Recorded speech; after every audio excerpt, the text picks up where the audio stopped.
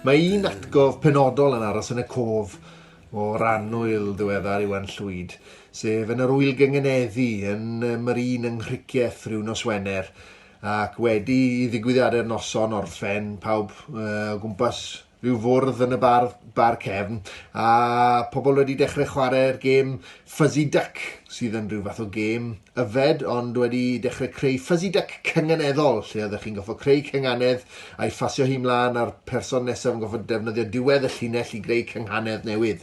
A dyma gyrraedd fy nhroi, a dyma fi'n trio meddwl, a dyma'r trawiad Nazi mewn Daihatsu yn dod. Ac yn sydyn reit, dyma'r bonllefau o chwerthin afiaethus angerddol, fel rhyw don yn pigo greian a'i gollwng nhw i dysgu ar y trath o chwerthin yn dod o gyfeiriad Iwan, a fante yn ei ddyble. Ac dwi'n yn cofio os lwyddon ni barhau rhyw lawer ar gêm wedi hynny. Ond oedd presenoldeb Iwan yn sicr yn codi'r lle bob tro. A'i bigair, a'i dafod arian. Wel, ro'n i'n gyfarwydd efo Iwan ers diwedd y 70au. Roedden ni'n cyfoesi. Ac mi roedden ni'n o'r gwynebau yma, oeddech chi bob amser yn gweld ym mhob dawns a gwyl a steddfod. Ac fy hoff gerddi gen Iwan ydy englyn dwi'n ei thrysori yn un o'n drysora mwyaf i ddeud y gwir. Mi ges i hi yn anreg gen Sioned Webb ac Arfon Gwilym ar achlysur bedyddio y Meibion. Wedi mabwysiadu'r bechgyn da ni, ac mae'r englyn yma mae Iwan wedi sgwennu yn crisialu'r cyfan. O achos Elis a Gosian a'i lleisiau, un llais sy'n y gitgan, a gwych ymunon y gan ifanc a'r teulu'n gyfan. Iwan Llwyd, wel, mae'n un rhy ifanc i gofio steddfod Cwm Rhymni 1990, ond wrth i fi ddechrau yn ddiddori mewn barddoniaeth yn y blynyddoedd ar ôl hynny, nes i sylweddoli falle mai honno oedd y steddfod lle falle ddath yr beirdd y don honno ton y 90au falle i amlygrwydd yn y lle cyntaf, gyda Myrddin yn ennill y gader wrth gwrs, ac Iwan Llwyd yn ennill y goron. Da'r hyn o'n i'n ei ddeall oedd yn gyda chymoliaeth arbennig o gref. Fe ddes i, wrth gwrs, wrth i fi ddarllen mwy o waith Iwan Llwyd wedi, fe ddes i, yr hyn nath yn haro i oedd fod gyda lais neilltuol iawn. A thrwy hynny, fi oedd gyda lais hirhoedlog iawn. Mi o'n i wrth y modd ar ffordd oedd yn asio diwylliant Americanaidd a themau Americanaidd gyda'r traddodiad barddol Cymreig. Rhywbeth fydden ni'n meddwl sy'n lot anoddach i wneud na fydde rhywun yn ystyried. Dwi wrth y modd â cherddi fel Far Rockaway, er enghraifft, sy'n cyfleu'r naws yma o ddiwylliant Americanaidd sy'n môr gyfarwydd i ni drwy ffilmiau a trwy'r hyn welwn ni ar y teledu, ond eto i gyd oedd yn neud yn barddoniaeth ni yn berthnasol ar ei gyfer e. Ac fod Iwan wrth gwrs yn meddu ar yr dyfnder a'r sensitifrwydd sy'n môr idiosyncratig o nifer ohono ni feirdd, fe oedd e'n gallu i ddweud mewn ffordd gwbl unigryw a chwbl wahanol, a dyna dwi'n credu oedd yn gafel fwyaf am farddoniaeth Iwan Llwyd. Unwaith yn unig yn y mywyd nes i gyfarfod Iwan Llwyd, a chredwch neu beidio, mewn digwyddiad barddol oedd hynny.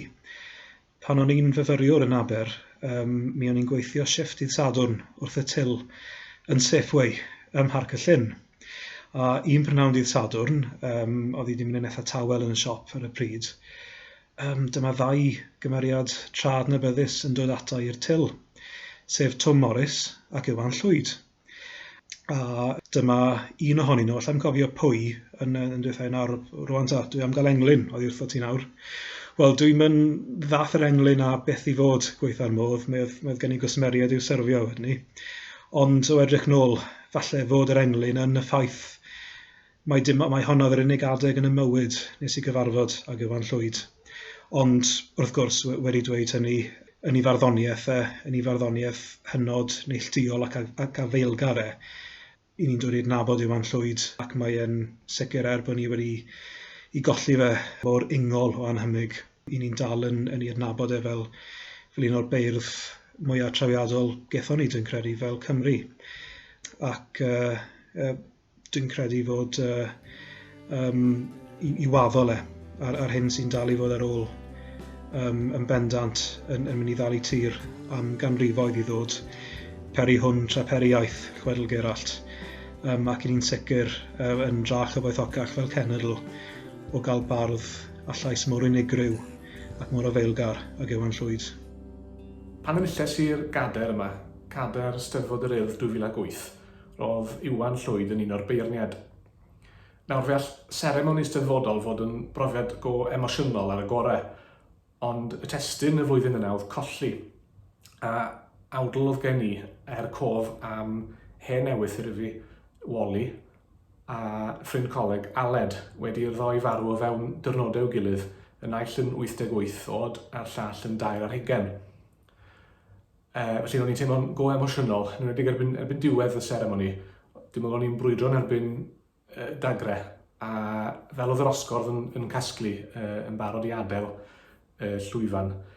Dwi'n meddwl falle nath Iwan sylwi a dod ata i yn lle sefyll y tu ôl i fi yn yr osgordd, sefyll reit wrth yn ochr i, a dwi'n eitha siŵr ganddo fe ddeigrin yn ei lygad hefyd. Mae'n eitha gydion yn llaw i, gwasgu'n llaw i'n dyn, a wedyn cerdded, fel na ddaran ni gerdded oddi ar y llwyfan, yr holl ffordd drwy'r gynulleidfa ac allan o'r pafiliwn, Iwan yn dal yn llaw i'n dyn yr holl ffordd. A i fi mae hwnna'n nodweddiadol o'i gymeriadau. Yn berson emosiynol i hun, ond hefyd mor annwyl. Mi roedd Iwan yn medru bod yn dipyn o seiadwr o'n hoffi trafod pethau'r ysbryd, dylanwad mab y man sag ati mae siw gen i. A mi fydda o'n gofyn weithiau'n arbennig felly os oedden ni wedi colli rhywun agos neu rhywun tua'r un oed â ni, fydda o'n gofyn beth sy'n ar ôl bywyd. A fydda o'n hollol bendantig fel y bydda o weithiau wrth roi ateb. Dim oedd o ddweud. Does na ddim byd. Wel, mae na 10 mlynedd di mynd ers colli Iwan. A mi ddweud ystio, mae wedi dod yn ôl ato ni sawl gwaith, weithiau can, weithiau llyfr, weithiau gair, rhywbeth o fewn y cwmni ac rhywsyd mae Iwan yna hefo ni eto. Ambell dro rhywbeth hollol syml fel y bwr bara yma. Anrheg prodas i llio fi gan Iwan Nia ar Rhiannon. Ac na fydden ni'n ddefnyddio fo bob dydd, wrth i fystyn o weithiau, mae Iwan yma hefo ni eto. Galw heibio. Weithiau fy llaw sy'n cyffwrdd dy law lwyd wrth estyn y bwrdd bara. Dim ond darn o fasarn yn y cefn wrth chwilio bwyd, dy anrheg i ni, ac rwy'n oedi carn y gyllell. Dros i wyneb, mae olion mi'n tafellu ein blynyddoedd yn y graen. A daw drachefn i'r gegin deiriau blin, nad oes yn aros dim hollol blaen pan fydd yn eidiau'n gadael. Od mae torri bara ffrind sy'n dod â thi i'r tŷ, gan ddod â ffordd sydd ganlyn nad yw'n oer ei chwaith, yn chwa o gwmni, cynnes, cry. Ac mi gawn rannu'r enid, cyn bod gwaith i'r llafn, a thithau'n llithro nôl i'th daith. Sŵn y glaw am 5 y bora, sŵn y ser ar ddiwedd siwrna, Yr 8 o Ragfyr 1980 oedd hi. Y rheswm dwi'n cofio hynny ydy mae dyna'r diwrnod y cafodd John Lennon i lofruddio yn Efrog Newydd. Iwan a fi ar y pryd yn rhannu tŷ efo nifer o bobl eraill yn y gellu aur Hel Shore Aberystwyth. A noson honno, fel mae'n digwydd, dim ond fi ac Iwan oedd yn y tŷ. Iwan, wrth gwrs, yn adnabyddus i lawer o bobl, rhan fwyaf o bobl efalla, fel rwy'n hwyliog, fel dipyn o glown, yr un oedd ar ganol criw mewn hwyl felly. Ond mi o'na ochr ddwys i Iwan hefyd, dwys iawn, ac yn bersonol oeddwn ni'n fwy cyfforddus ar Iwan dwys yna, ac yn sicr dwyster oedd bia hi yn noson honno.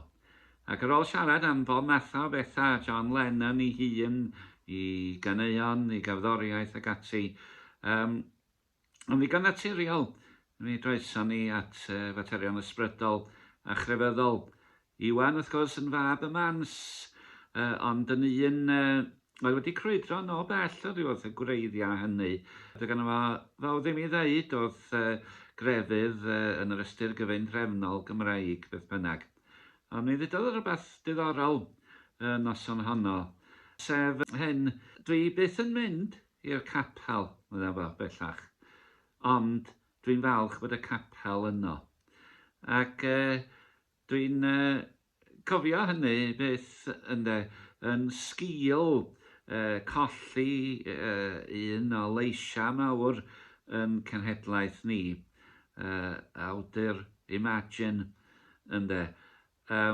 dyma Iwan mewn rhyw ffordd hyd braich yn gweld rhyw fath o ystyr i'w gefndir capelaidd ynta yma yng Nghymru. Gawn yn nes tuag at y byd.